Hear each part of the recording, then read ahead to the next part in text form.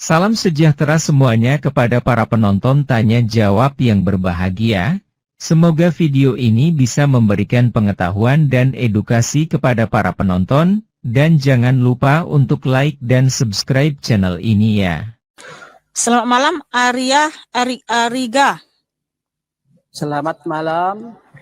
Baik, karena belum bisa open game, silahkan bertanya dengan santun. Ya, saya ingin bertanya sesuai dengan Yesus Allah Maha Kuasa Pencipta langit dan bumi dan segala isinya. Terus, dan menciptakan manusia yang serupa dengannya.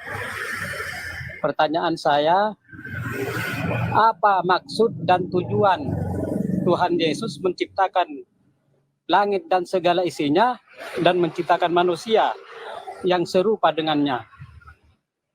Minta tolong dijelaskan.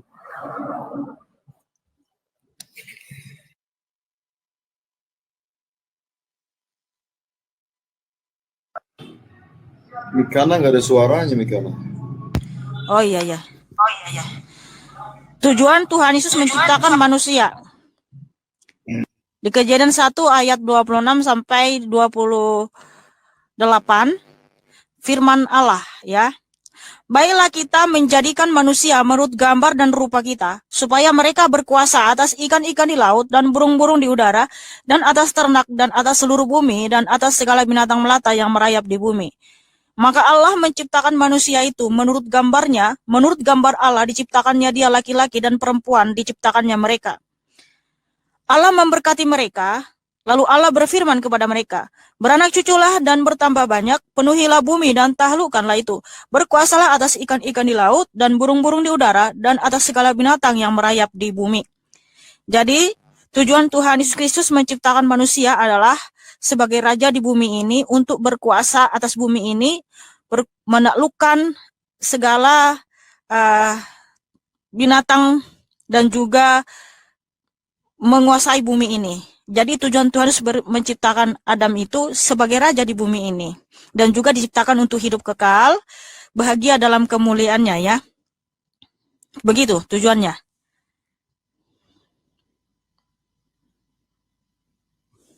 Silakan.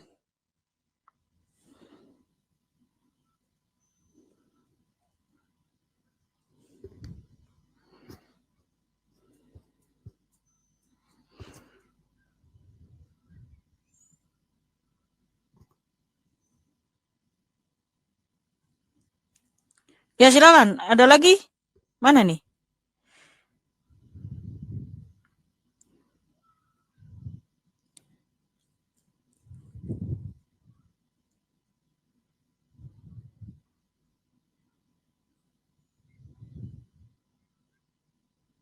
Terus di Yesaya 43 ayat 7 ya. Semua orang yang disebutkan dengan namaku yang kuciptakan untuk kemuliaanku, yang kubentuk dan yang juga kujadikan. Jadi tujuan Tuhan Yesus menciptakan langit dan bumi untuk kemuliaan Tuhan Yesus. Ya, terima kasih ya, Ariga. Tuhan Yesus Kristus memberkatimu.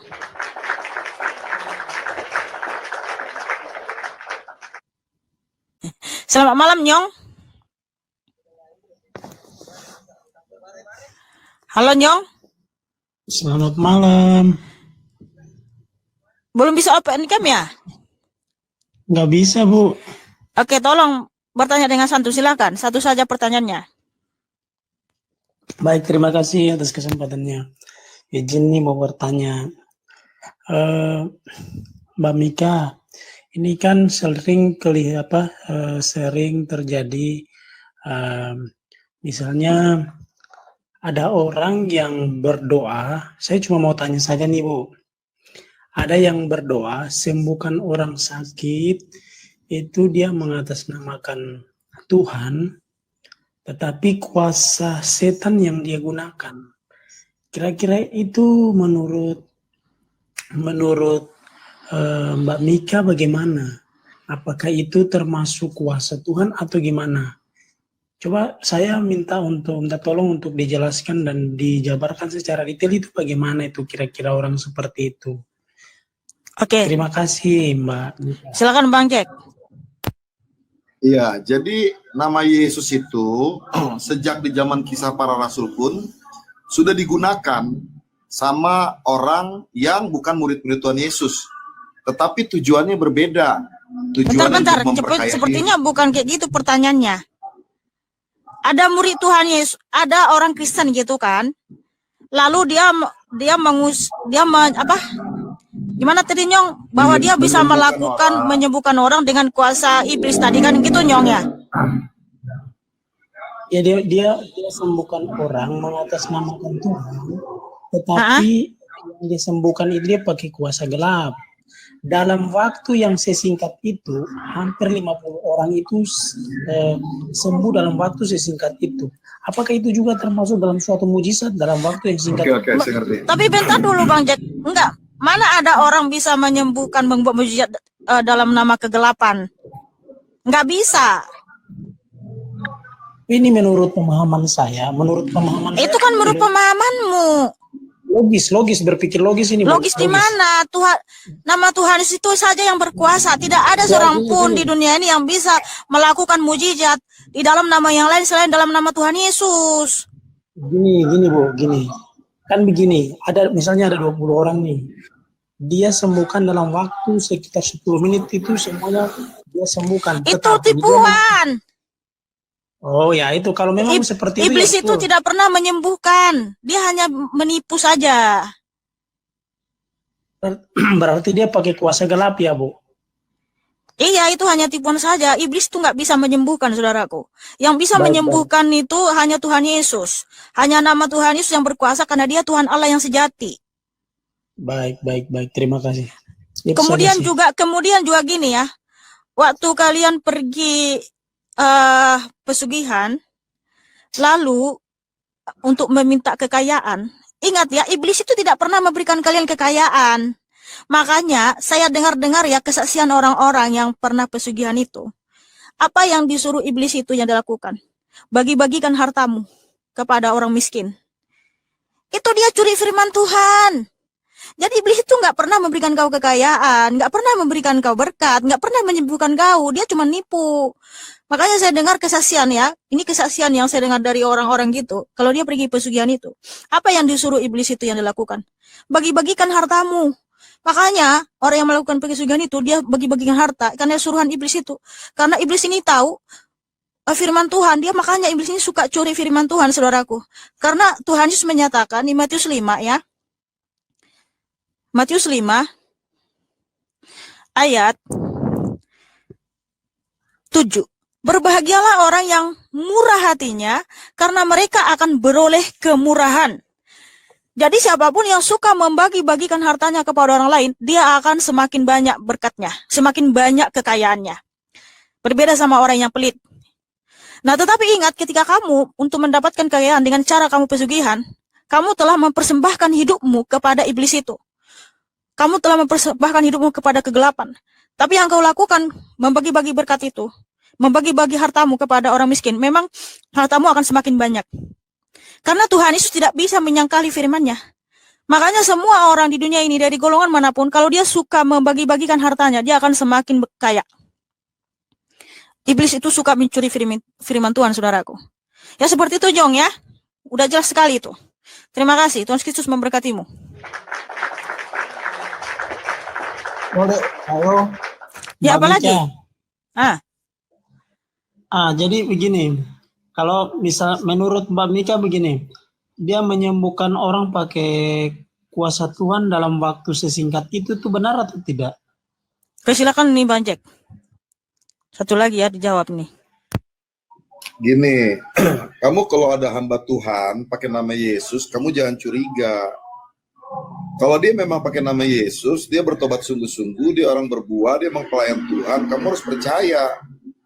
Justru banyak sekali hamba-hamba Tuhan, ya, mereka menyembuhkan pakai nama Tuhan Yesus. Mereka karena orang-orang itu tidak bergerak di dalam hal kesembuhan, mereka jadi menjelek-jelekan hamba-hamba Tuhan. Sebenarnya itu pada kecemburuan sosial, di mana hamba Tuhan itu sebenarnya adalah orang-orang dipakai sama Tuhan untuk menyembuhkan, untuk menolong orang-orang sakit dan lain sebagainya. Tapi tujuan lain-lainnya adalah yang terutama adalah untuk memuliakan nama Tuhan. Jadi kalau ada orang pakai nama Yesus, mereka bisa menyembuhkan, ya sembuh dalam nama Tuhan Yesus. Memang itu sudah janji Tuhan. Mendoakan orang sakit akan sembuh. Itu memang ada ayatnya gitu loh. Tapi kalau ada orang, misalnya dukun pakai nama Yesus, Yesus itu banyak nama Yesus. Yesus itu petinju aja ada namanya Yesus. Yesus yang mana dulu? Maksudnya gitu loh ya, Bang Nyong ya. Yesus yang mana dulu? Tapi kalau memang saya mau kasih tahu, kalau Yesus Kristus, Yesus, maka disebut, kalau di Alkitab kan, berjalanlah dalam nama Yesus dari Nazaret. Yesus dari Nazaret. Karena Yesus ada yang dari Filipina juga, tinju tuh. Yesus dari Filipina, ada yang Meksiko namanya Yesus juga. Nah, jadi kalau Yesus dari Nazaret, ya, itu Yesus yang benar. Gitu ya. Baik Bang Jack, berarti Oke, Bang Nyong. ada kejadian gini, dia menyembuhkan orang, lalu dalam waktu singkat itu banyak orang sembuh tuh. Dia pulang di rumah, tiba-tiba kena kembali lagi tuh penyakitnya. Itu kira-kira itu bagaimana Pak Bang Jack? Dia balik lagi, jangan-jangan waktu dia berdoa seperti itu, ada lagi memang yang, contohnya gini ya, Tuhan Yesus kan pernah suruh Petrus berjalan di atas air. Yesus jalan di atas air, dia bilang, kau kak, guru, iya, dia bilang berjalanlah, gitu kan. Akhirnya begitu Petrus bisa jalan, dia jalan. Tiba-tiba tengah jalan dia ragu, maka dia tenggelam.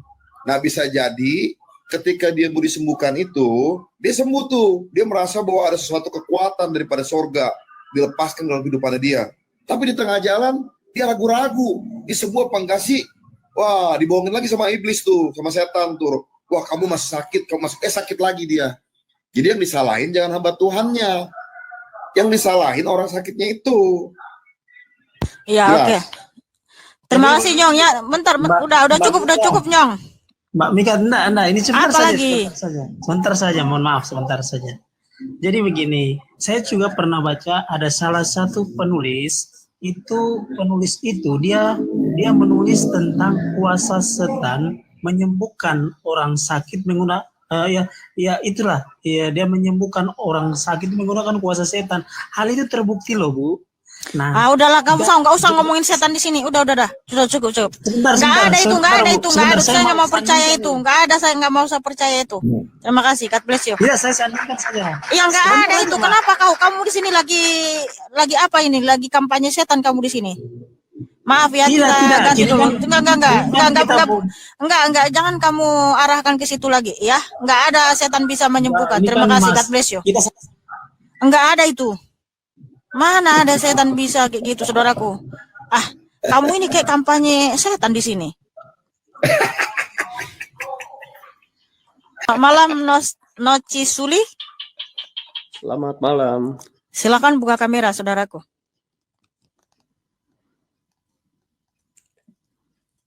Saya pengen tahu arti dari Amsal 16 ayat 16. Bisa tolong dijelaskan? Amsal 16 ayat 16 ya. Kita baca dulu ayatnya, saudaraku.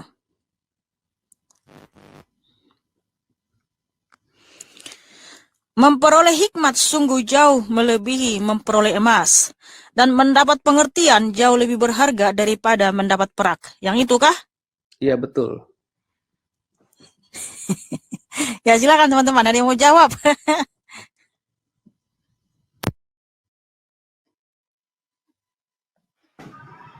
Memperoleh hikmat sungguh jauh melebihi memperoleh emas, dan mendapat pengertian jauh lebih berharga daripada mendapat perak. Itu sebenarnya kalau bahasa sekarang itu, kamu mesti isi dari pundak ke atas kepala. Artinya kamu harus punya ilmu, kamu harus punya pengetahuan, kamu harus punya kepintaran. Kalau kamu punya kepintaran, walaupun kamu kelihatannya nggak dapat emas, tapi kepintaran kamu bisa menghasilkan banyak emas, banyak uang, banyak harta. Nah, makanya manusia itu butuh hikmat, butuh pengertian, ya, karena itu berdua itu jauh lebih berharga daripada emas perak. Emas perak bisa habis, tapi hikmat, pengetahuan, pengertian itu tidak bisa habis, dia nempel di otak, bahkan bisa diajarkan ke anak-anak kita. Jelas, Bang Noci Suli? Izin tanya Iya. lagi, Bang. gimana kita bisa mengenal hikmat yang dari Tuhan ya Bang? Ya, kamu minta Nah. hikmat itu dari Tuhan Yesus. Oke, Mesti tahu ya, gini, saya jawab dulu ya. kita tunjukkan aja ayatnya, Bang. Bagaimana Iya, iya, memperoleh hikmat itu? Ada ayatnya lagi nih. Di Efesus 1 ayat 17. Dan meminta kepada Allah Tuhan kita Yesus Kristus, yaitu Bapa yang mulia itu, supaya Ia memberikan kepadamu roh hikmat dan wahyu untuk mengenal Dia dengan benar. Nah, supaya kamu itu penuh dengan hikmat, ya minta kepada Tuhan Yesus, saudaraku. Haleluya, haleluya. Saya tambahin ya. Jadi, ilmu yang paling dasar namanya pengetahuan. Yang kedua, ada namanya hikmat dunia. Itu di atas pengetahuan tuh. Pengetahuan bisa belajar di sekolah, di kampus kalian. Yang kedua itu hikmat dunia. Hikmat dunia ini didapat karena dia benar-benar kerja keras.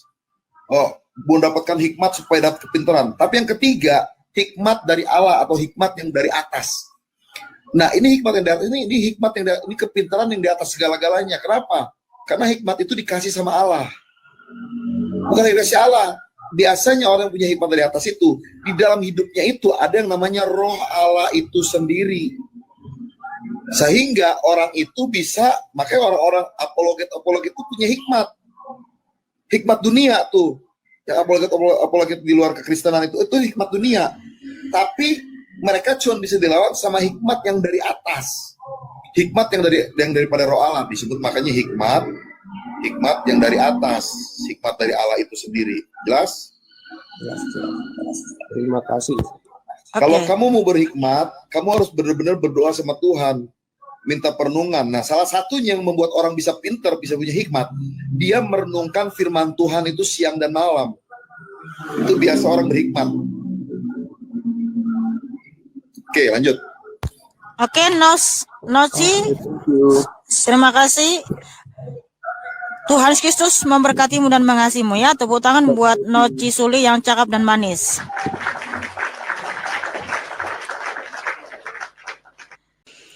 Ya, selamat malam Bang Oplet. Selamat malam. Tolong buka kamera, Abang.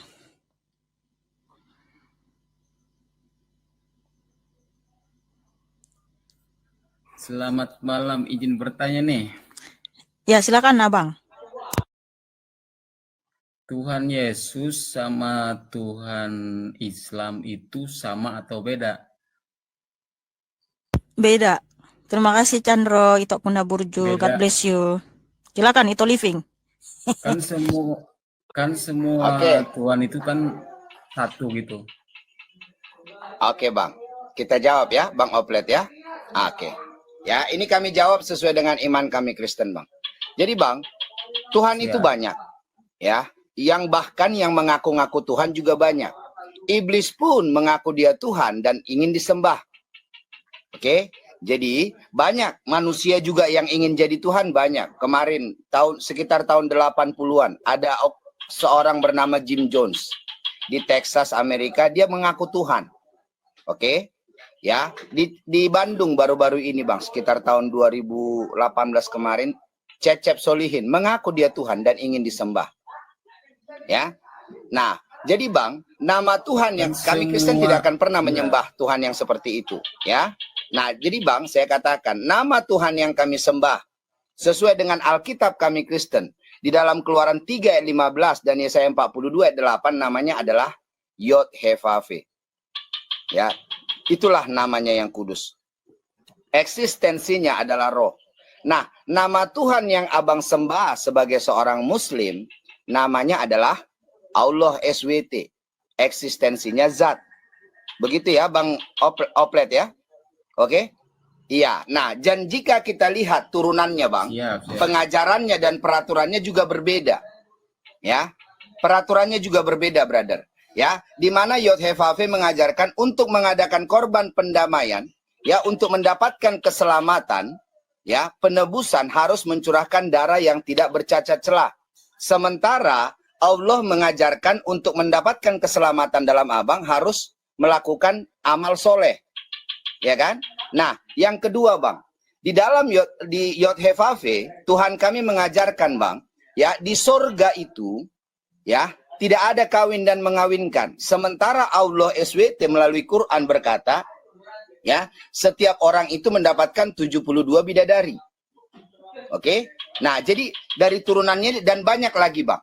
Ya, kalau kita lihat. Jadi Tuhan yang kami sembah sebagai seorang Kristen jelas berbeda dengan Tuhan yang Bang Oplet sembah sebagai seorang Islam. Nah, pertanyaan saya, Bang, yang menjadi polemik di sini, dalam rukun iman seorang Muslim, ya kan, Bang? Dalam rukun iman seorang Muslim itu wajib mengimani Taurat, Zabur, dan Injil, betul? Iya. Iya kan? Iya. Nah, Bang, bagaimana jika terjadi kontradiksi antara isi Taurat, Zabur, dan Injil dengan isi Quran itu? Karena misalnya contoh gini, Bang. Di dalam Taurat, Zabur, dan Injil, nama Tuhan yang disembah sesuai dalam Keluaran 3:15, itu Taurat, Bang. Ya, nama Tuhan yang disembah adalah Yod Hevave. Dan dialah dikatakan dalam Taurat itu, ya, Tuhan satu-satunya, tidak ada Tuhan yang lain. Nah, sementara di dalam Quran, ya, nama Tuhan yang disembah adalah Allah SWT. Nah, ini kan menjadi problem bagi orang Abang. Apakah orang Bang Oplet juga mengimani Yod Hevave? Karena Abang disuruh mengimani Taurat, Zabur, dan Injil. Gitu dia, Bang. Bang Oplet. Iya, Bang. Thank you, Chandro. Jadi Terima gua ada kasih, nabinya, Chandro. Bang. God bless you ya. Enggak, gini dia, Bang. Satu lagi Maksud gua saya, tanya nih. kan Abang mengimani, Satu lagi. Bang Oplet, Abang kan mengimani Taurat, Zabur, dan Injil juga, betul? Iya, iya. Nah, di dalam Taurat, Bang, yang di Tuhan yang disembah di dalam hukum Taurat, itu Yod Hevave, Bang. Yesua HaMasiah. Nah, sementara dalam Quran, Tuhan yang disembah Allah SWT. Yang mana yang Abang sembah ini, Bang? Allah atau Yod Hevave? Nah, berarti dengan demikian, Ya Allah, Abang secara tidak langsung, Abang berarti gugur mengimani Taurat, Zabur, dan Injil?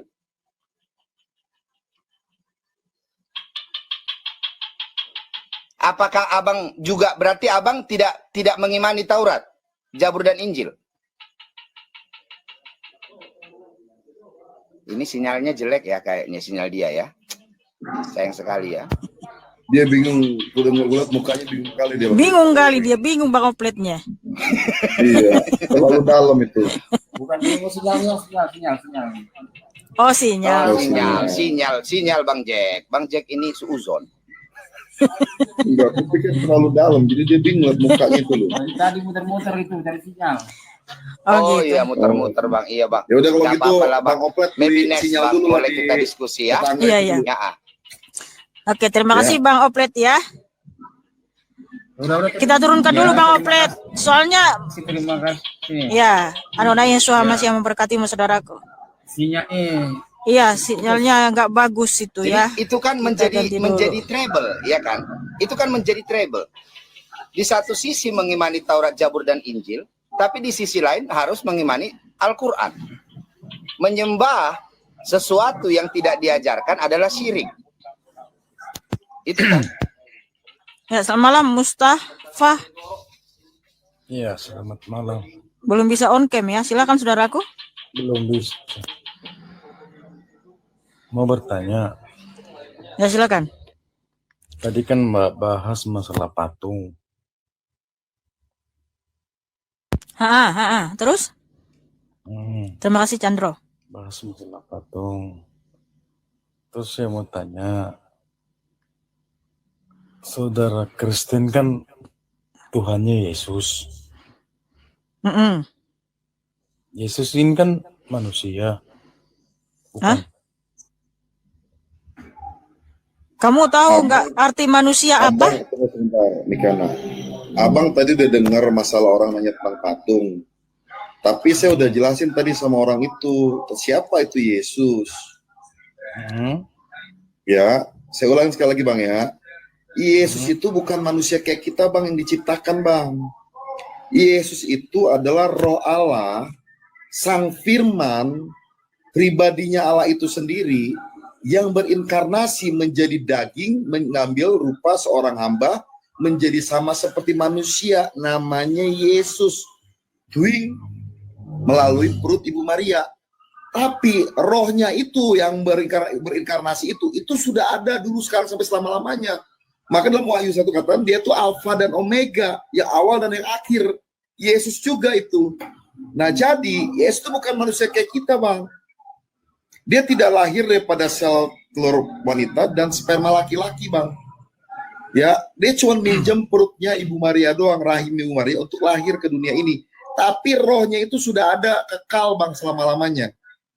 Cuman jasmanianya doang, Bang, dagingnya doang melalui Ibu Maria. Tapi rohnya sudah ada. Nah, roh inilah yang disebut juga Ruach HaKodes. Roh Sang Kudus itu, Bang. Dia juga bukan 3 tapi 1. Maka dia bilang aku dan Bapa adalah 1, bukan 2, bukan 3. Ya, Bang Mustafa ya. Bapa Allah jadi 1. Gimana? Bapa sama Allah jadi 1. Bukan Bapa dan Allah jadi 1, itu adalah 1. Nah, Paham gini, nggak? Bukan 1 tambah 1 jadi 1, bukan. Mereka tetap 1 adanya. Saya ulangin, Bang ya, saya peraga ini, Bang ya. Roh Allah yang adalah Esa, ini roh ini nih yang disebut Adonai, Elohim, ya, disebut Bapa, ya, disebut juga namanya juga Yotevave. Ini roh ini 1 nih, Bang, Esa nih, Bang. Ya, roh ini yang berinkarnasi menjadi daging, menjadi sama seperti manusia, namanya Yesus, Bang. Nah, roh ini juga nih, Bang, yang tidak terbatas ini, Bang. Ya, ini juga disebut Roh Kudus. Ruach HaKodes, Roh Kudus dia juga, Bang. Jadi orang Kristen tidak menyembah 3 Tuhan, rohnya sama nih, Bang, 1, Bang. Yang disembah dia juga. Ya, cuman masalah kan di sini 1. Abang percaya nggak roh Allah ini sudah turun berinkarnasi menjadi daging, menjadi sama seperti manusia, namanya Yesus. Itu Yesus mati nggak? Tunggu sebentar, bukan manusia yang diciptakan sama seperti abang sama saya, berbeda. Nah, ketika roh yang ini saya bilang tadi, roh nih yang menjadi daging nih, ya, menjadi sama seperti manusia, namanya Yesus. Roh ini, Bang, tidak terbatas, Bang, bukan seperti roh abang sama roh saya yang ada dalam diri kita nih masing-masing, tidak. Tapi roh dia tuh tidak terbatas. Makanya Yesus bisa tahu ketika dia dalam dunia ini. Dia bisa tahu dalam mulut ikan ada apa. Dia belum langsung ke kampung orang, di kampung orang ada apa. Dia udah tahu, Bang. Karena rohnya itu tidak terbatas, Bang. Nah, saya kenalin Yesus sama abang sekarang nih. Ya, itulah Yesus, Bang, yang sesungguhnya, Bang. Jadi orang Kristen nggak menyembah 3 Tuhan. Rohnya, roh Tuhan itu cuma 1, Esa, kekal adanya, Bang. Alfa dan Omega, yang awal dan akhir. Ya, Bang, ya. Jelas belum, Bang? Jadi Oke, gini, sangat- Bang Mustafa, Bang, di mana, kenapa abang bisa langsung menjustis bahwa Yesus itu kan manusia, abang bilang. Abang taunya dari mana Yesus itu manusia? Bagaimana? Iya, data mana yang abang bawa sehingga abang berkata bahwa Tuhan Yesus itu adalah manusia?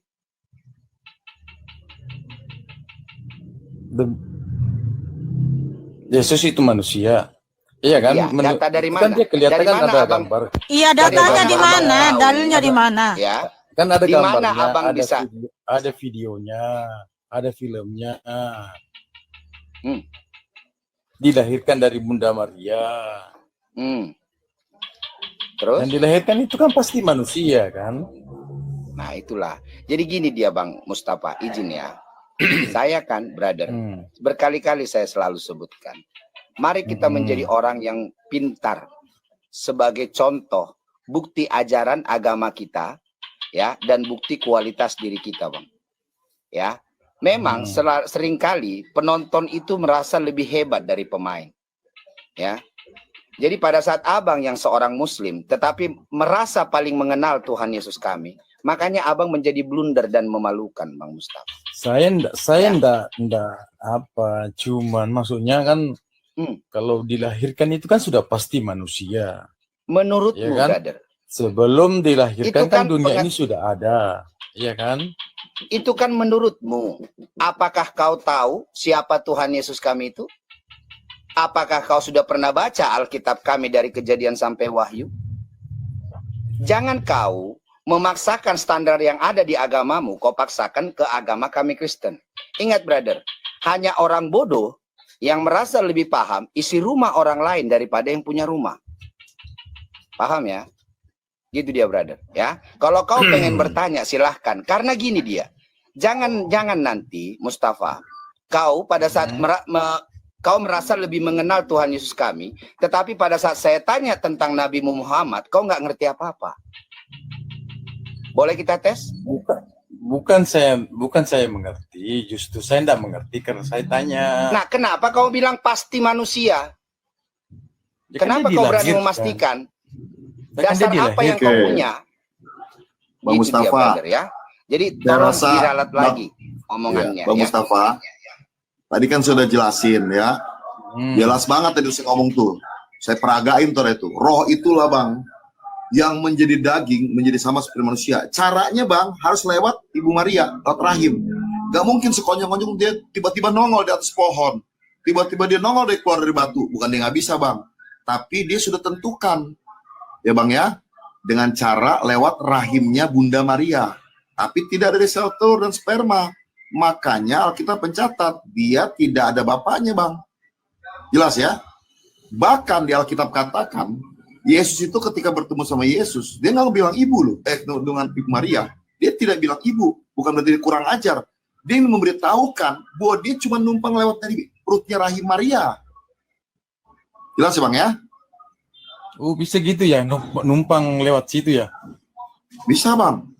Abang percaya gak Tuhan Maha Kuasa? Abang percaya gak Tuhan Maha Kuasa?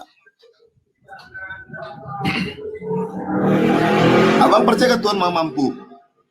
Abang percaya gak Tuhan Maha Bisa? Kalau dia bisa, apa yang gak bisa buat dia Bang?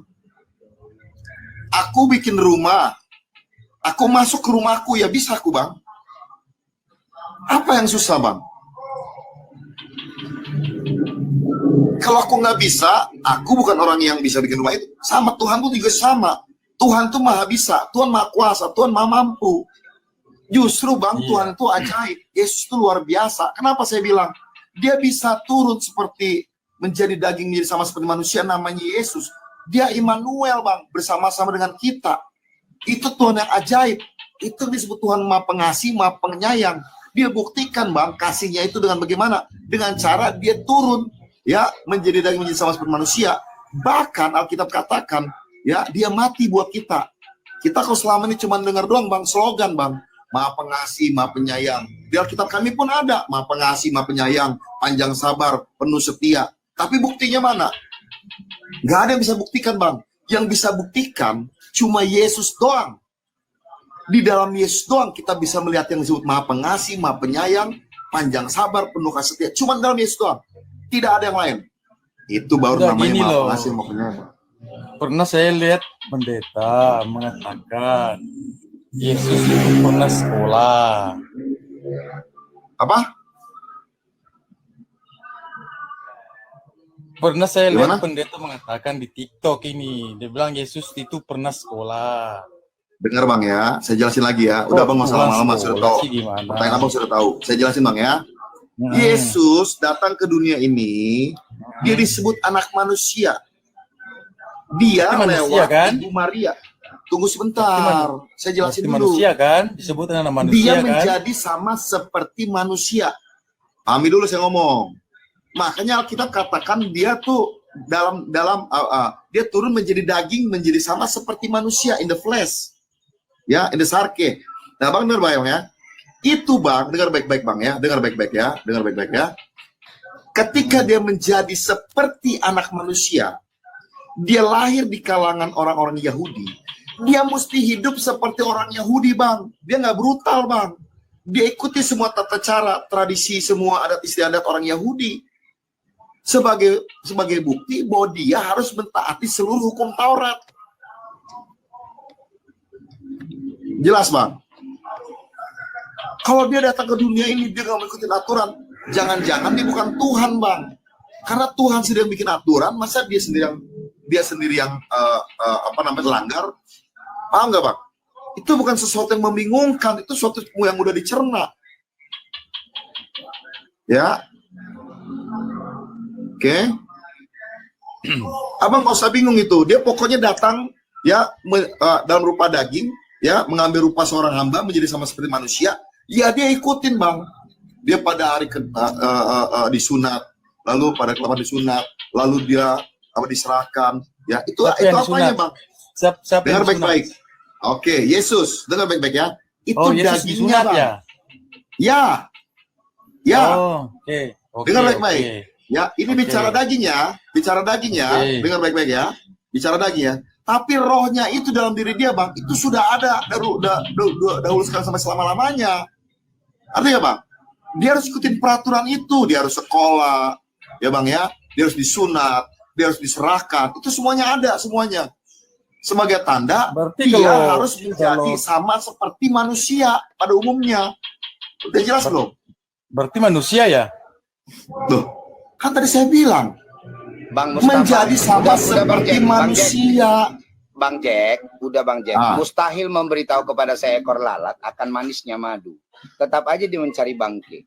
Abang sudah menjelaskan dengan detail yang ditangkapnya Yesus disunat, berarti manusia ya.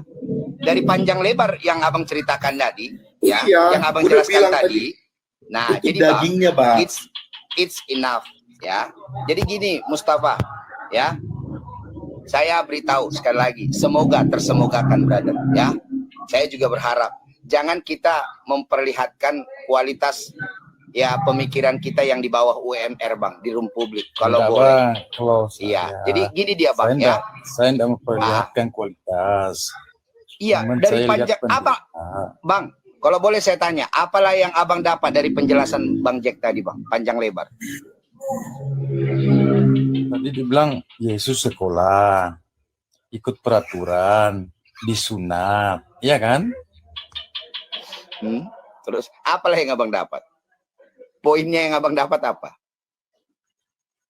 Saya tidak dapat poin. Makanya aku bilang, Bang, mustahil memberitahu kepada seekor lalat akan manisnya madu. Tetap aja dia mencari bangke.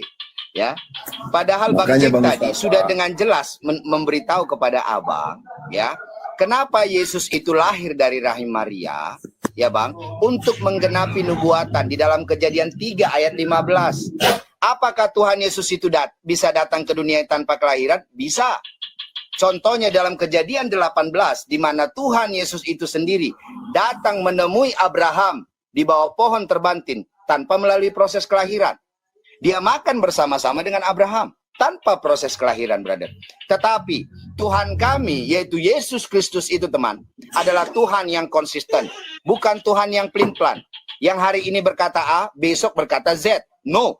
Tetapi Tuhan kami, Yesus Kristus itu, setiap apa yang sudah dikatakannya, pasti, ya, yang difirmankannya, pasti akan digenapinya. Tidak akan pernah dibatalkannya atau dilanggarnya. Itulah dahsyatnya Tuhan kami. Jadi sekalipun itu, ya, brother, harus memang dia lahir dari rahim Maria untuk menggenapi nubuatan dalam Kejadian 3 ayat 15. Makanya dia datang ke dunia ini melalui rahim Maria. Dan makanya dia disebut anak manusia. Anak manusia di sini, brother, adalah sebagai gelar atau panggilan untuk Tuhan Yesus itu karena dia dilahirkan oleh Maria. Makanya dia disebut anak manusia. Tetapi dia adalah Tuhan.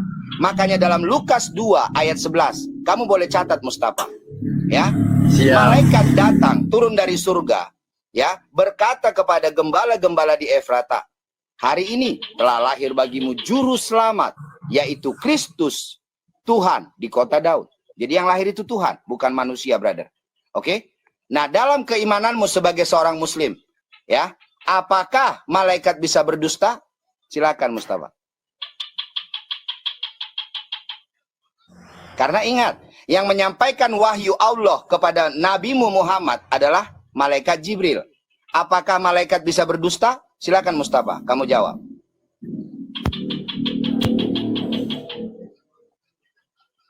Jawab, brother. Bisa apa enggak? Saya rasa udah Kok cukup jadi- nih orang kok- satu mikana kok jadi diturunin pingsan? aja udah turunin Jangan mikana. Ya, dulu, Bang udah Mustafa.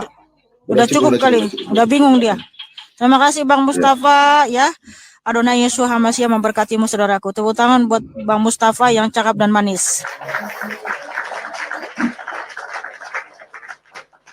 Saudara-saudara sekalian, pada video yang sudah kita saksikan bersama-sama ini ada beberapa pertanyaan tentang apa maksud dan tujuan Yesus menciptakan bumi dan segala isinya serta menciptakan manusia yang segambar dengan Dia. Hal tersebut tentu saja dijawab sesuai dengan iman kekristenan dari Mihana. Lalu ada seorang penanya yang menanyakan bagaimana kalau seorang bisa menyembuhkan orang atas nama iblis atau kegelapan. Tentu saja Mihana membantahnya dan mengatakan bahwa hanya Yesus saja yang bisa menyembuhkan orang, dan ada pertanyaan apakah Yesus dengan Tuhannya umat Islam itu sama atau berbeda? Tuhannya Kristen kok seorang manusia, dan penjelasannya sudah kita dengarkan bersama-sama dari Mihana, Saudara Jack dan Livingstone. Silahkan para penonton menilai sendiri untuk penjelasannya, tulis di kolom komentar untuk penilaiannya. Terima kasih. Kejadian 1, lihat perikopnya di ayat 26-28. Yesaya 43:7 Semua orang yang disebutkan dengan namaku yang kuciptakan untuk kemuliaanku, yang kubentuk dan yang juga kujadikan. Amsal pukul 16:16 memperoleh hikmat sungguh jauh melebihi memperoleh emas, dan mendapat pengertian jauh lebih berharga daripada mendapat perak. Efesus pukul 1:17 dan meminta kepada Allah Tuhan kita Yesus Kristus, yaitu Bapa yang mulia itu, supaya Ia memberikan kepadamu roh hikmat dan wahyu untuk mengenal Dia dengan benar.